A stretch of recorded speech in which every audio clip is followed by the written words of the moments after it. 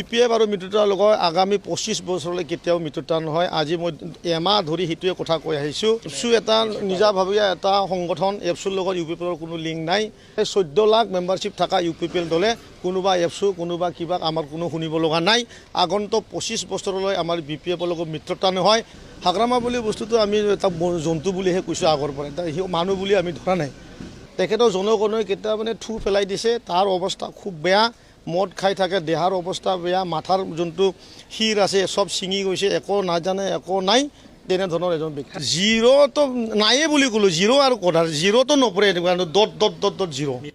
खौरां नायगिरि साफ्रोमनिसिमबो आंनि खुलुमनायखौ बावहरग्रोनाय जाबाय।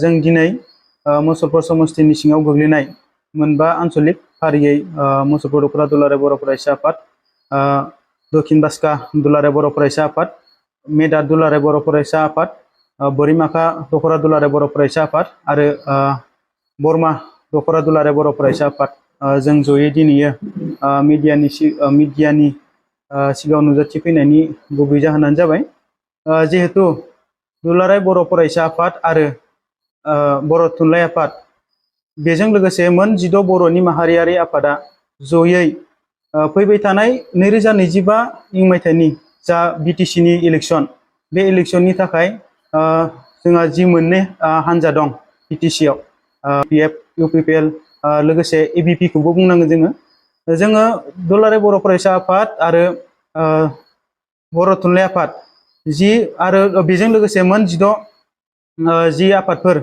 माहारियारि आफादफोर जि ज' जानायनि बाथ्रा सावरायबाय थानाय जादों। बे लेखायैनो साननैसो सिगाङाव BTR-नि मानगोनां CM प्रमद बर' बिथांजोंबो बे आयदानि सायाव सावरायनाय जाबाय। बिनि उनाव जोंहा मोनसे हान्जा BPF, बे हान्जाजोंबो सावरायनो थाखाय जोङो थियारि जाना दं आरो बिथांमोनाबो BPF हान्जानिफ्राय सावरायनायनि बाथ्राखौ मिडियानि गेजेरजों बुंबाय थादों।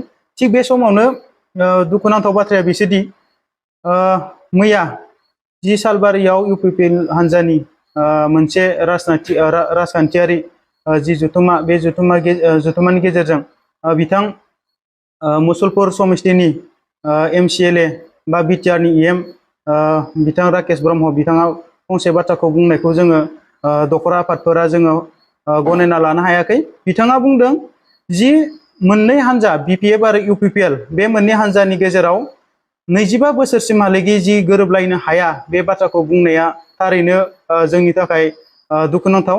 बेखौनो होनदों दुलाराय बर' फरायसा आफाद, सोरबा दुलाराय बर' फरायसा आफादनि बुंनायजों बे खामानिया जानाय नङा, बेफोरबायदि बाथ्राखौ बुंदों। बिथांनियाव माहारियारि बाद गैया नामा?